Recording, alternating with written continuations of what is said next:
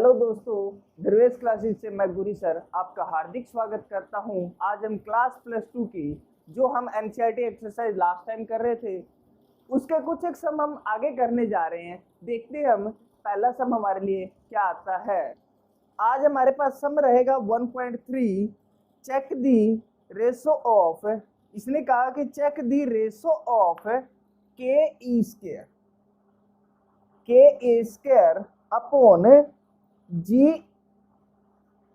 M E into में m o p is a dimensionless. Look up a table of a physical constant and determine the value of that ratio. What does the ratio signify? इसने पूछा कि सबसे पहले ना आप table check कीजिए जो आपके एनसीईआरटी एक्सरसाइज के अंदर दे रखी है। जो आपके एनसीईआरटी बुक के अंदर एक टेबल दे रखी है वो चेक करना है कि एक डायमेंशनलेस क्वांटिटी है ये। तो सबसे पहले देखो के ई स्क्वायर, ये क्या दिखाई दे रहा है? फोर्स और इलेक्ट्रोस्टैटिक फोर्स दिखाई दे रहा है। इलेक्ट्रोस्टैटिक फोर्स एफ ई किसके बराबर होता है? के Q1 Q2 upon are square के बराबर होगा। यहाँ पे देखो हमें ये नहीं पता कि ये ई स्क्वायर है ये क्या है, तो इसके लिए हम क्या देखते हैं, नीचे वाली इक्वेशन देखते हैं। मास ऑफ इलेक्ट्रॉन इनटू में मास ऑफ ए प्रोटॉन दे रखा है। मतलब यहाँ पे चार्ज होगा वो कौन सा होगा? एक तो चार्ज होगा इलेक्ट्रॉन का और दूसरे वाला होगा प्रोटॉन का। तो आपके पास इक्वेशन क्या बनेगी? F E which is equal to K E square upon are square. किसके कंडीशन के अंदर? इलेक्ट्रोस्टैटिक कंडीशन के अंदर। दूसरा देखो जी एम ई इंटू में एम पी दे रखा है। जी क्या होता है आपका? ग्रेविटेशनल कांस्टेंट होता है। आप क्या कहोगे? ये आपके पास क्या है? ग्रेविटेशनल कांस्टेंट है। तो F of G gravitational constant किसके बराबर होता है? जी m1 m2 upon are square के बराबर होता है। ये बात आपको पता है। तो यहाँ पे इसने मास ऑफ इलेक्ट्रॉन किसका दे रखा है? Sorry, mass of electron into में मास ऑफ प्रोटॉन दे रखा है। तो आपके पास क्या इक्वेशन बनेगी?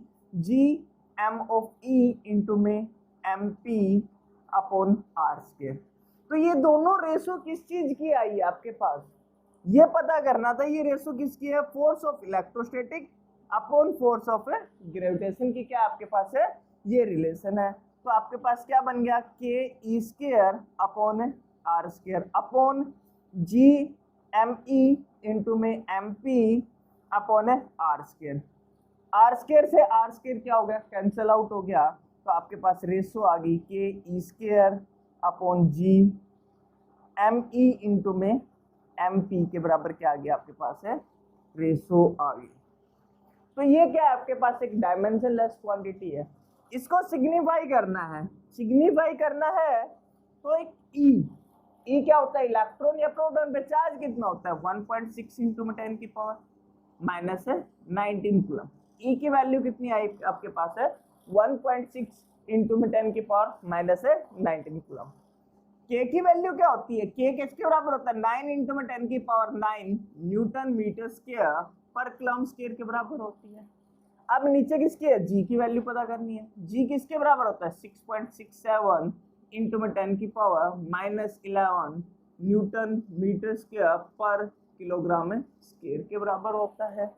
अब मास ऑफ इलेक्ट्रॉन हमने स्टार्टिंग में किया था। सबसे पहले इस चैप्टर की स्टार्टिंग वहीं से होती, तो आपको पता है कितना होता है? 9.1 इंटू में 10 की पावर माइनस 31 kg।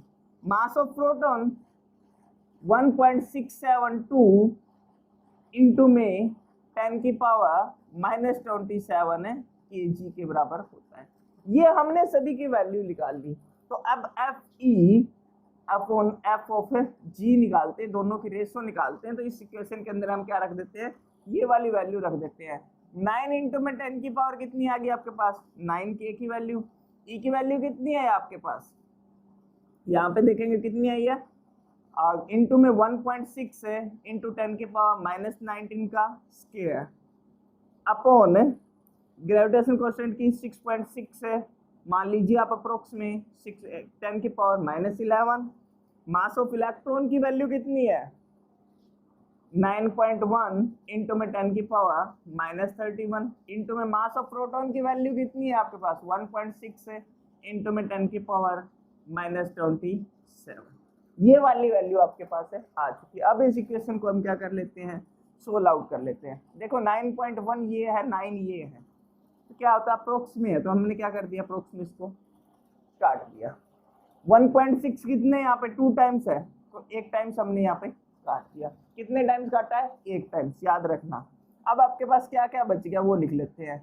10 की पावर 9 इंटू में 1.6 इंटू में 10 की पावर माइनस है 38, 19 टू जा 38, 6.6 इंटू में 10 की पावर -11 इंटू में 10 की पावर -31 इंटू में 10 की पावर है -27। ये क्या आ गया आपके पास, अब वैल्यू आ चुकी है। तो अब इसको हम क्या कर लेते हैं, पूरे को सोल्व आउट कर लेते हैं। पॉइंट से पॉइंट यहाँ पे हमने क्या कर दिया, कट कर दिया। सिंपल सी बात है, सोल्व हो गया।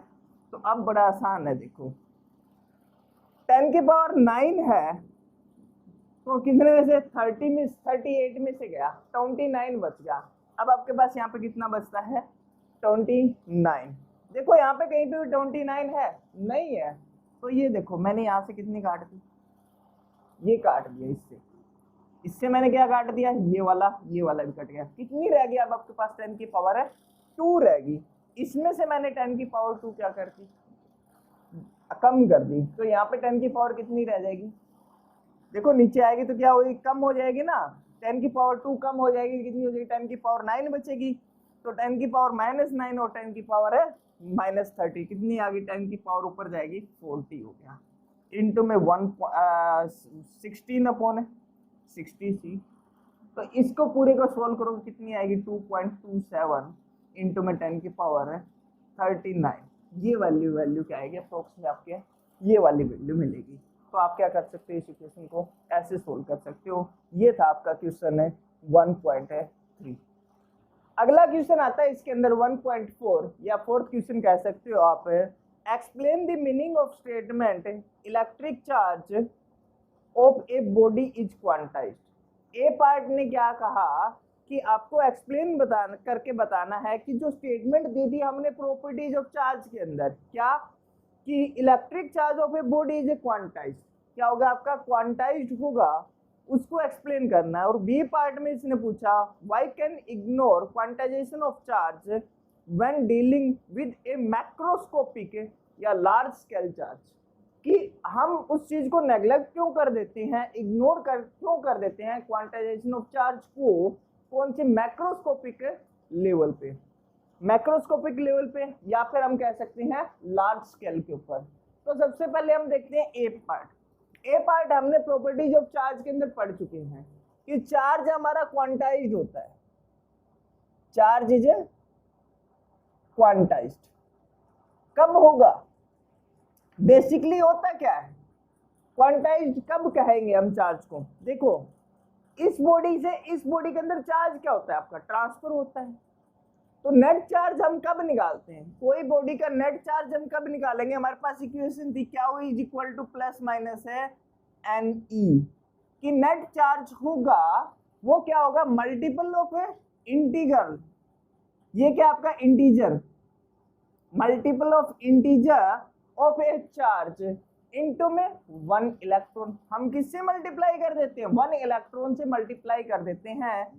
कि जैसे क्या हुआ इज इक्वल टू क्या लिख लिया हमने, 2e लिख लिया, मतलब क्या हुआ, क्या हुआ इज इक्वल टू 2 इंटू में 1.6 इंटू 10 की पावर है -19। तो इसके पास क्या है, इतना नेट चार्ज है। तो ये इक्वेशन होती है जिससे हम क्या कहते हैं, क्वांटाइज ऑफ चार्ज कहा जाता है। कि चार्ज होगा वो ऑलवेज क्या होगा, मल्टीपल ऑफ इंटीजर होगा, किससे, 1 इलेक्ट्रॉन से। तो ये वाला क्या आपका फर्स्ट पार्ट है ए, कि ये स्टेटमेंट थी हमारी, चार्ज इज ए क्वांटाइज। दूसरा इसने क्या कहा कि जो मैक्रोस्कोपिक लेवल होगा, मैक्रोस्कोपिक लेवल कौन सा होता है, आपके पास ना 2 टाइप के लेवल होते हैं, एक होता है मैक्रो, दूसरा होता है माइक्रो, माइक्रोस्कोपिक। अब देखो माइक्रोस्कोपिक लिखते ही आपको समझ में आ गया होगा क्या, कि माइक्रोस्कोपिक कौन सा होगा, जो बहुत छोटी चीज होगी, बहुत छोटी चीज होगी उसको हम क्या कहेंगे, माइक्रोस्कोपिक कहेंगे। और इसका अपोजिट मैक्रो होगा। मैक्रो क्या होगा? लार्ज स्केल होगा। लार्ज स्केल, लार्ज स्केल की जब भी बात की जाती है तो हम क्वांटाइजेशन को क्या कर देते हैं? इग्नोर कर देते हैं, भूल जाते हैं। क्यों? क्योंकि देखो अब एक बॉडी ये वाली थी, एक बॉडी ये वाली थी, तो चार्ज क्या हो रहा है? ट्रांसफर हो रहा है। जब मैक्रोस्कोपिक लेवल होगा तो चार्ज क्या होगा? बहुत छोटी क्वांटिटी हो जाएगी, स्मॉल क्वांटिटी हो जाएगी। क्या कहोगे आप? स्मॉल क्वांटिटी है आपके पास। बात को समझो, चार्ज क्या आपके पास यहाँ पे? स्मॉल क्वांटिटी है। स्मॉल क्वांटिटी है, इस बॉडी को इसके अंदर जा रहा है, तो एक चार एक इलेक्ट्रॉन गया तो इसके मैक्रोस्कोपिक लेवल पे कोई फर्क नहीं पड़ेगा। एक तरफ सन है आपका, दूसरे तरफ क्या है? अर्थ है। तो एक इलेक्ट्रॉन अर्थ से लेके हमने सन को दे दिया तो क्या कोई फर्क पड़ा? नहीं पड़ा ना। सेम कंडीशन यहाँ पे होती है। तो क्या होगा? जब लार्ज स्केल की बात करते हैं तो हम क्वांटाइजेशन ऑफ चार्ज को भूल जाते हैं, क्योंकि वहां पे एक इलेक्ट्रॉन का इतनी बड़ी चीज पे क्या नहीं पड़ता? कोई इफेक्ट नहीं पड़ता। तो वहां पे एक नई चीज निकल के आती है, हम पहले भी पढ़ चुके हैं। क्या? Continuous charge distribution. Continuous charge distribution वो चीजें होती है। कंटिन्यूएशन चार्ज डिस्ट्रीब्यूशन के अंदर हम क्या पढ़ते हैं? सबसे पहले पढ़ते हैं लीनियर डेंसिटी चार्ज डिस्ट्रीब्यूशन। दूसरा कौन सा होता है आपका? Surface charge density. और तीसरा कौन सा होता है आपके पास? है वॉल्यूम चार्ज डेंसिटी। तो हम वहां पे इस चीज की बात करने लग जाते हैं मैक्रोस्कोपिक लेवल पे, तभी क्या नहीं करते? हमें क्वांटाइजेशन ऑफ चार्ज को क्या कर जाते हैं? हमें इग्नोर कर देते हैं। तो ये था आपका इस क्वेश्चन का आंसर। समझ में आया?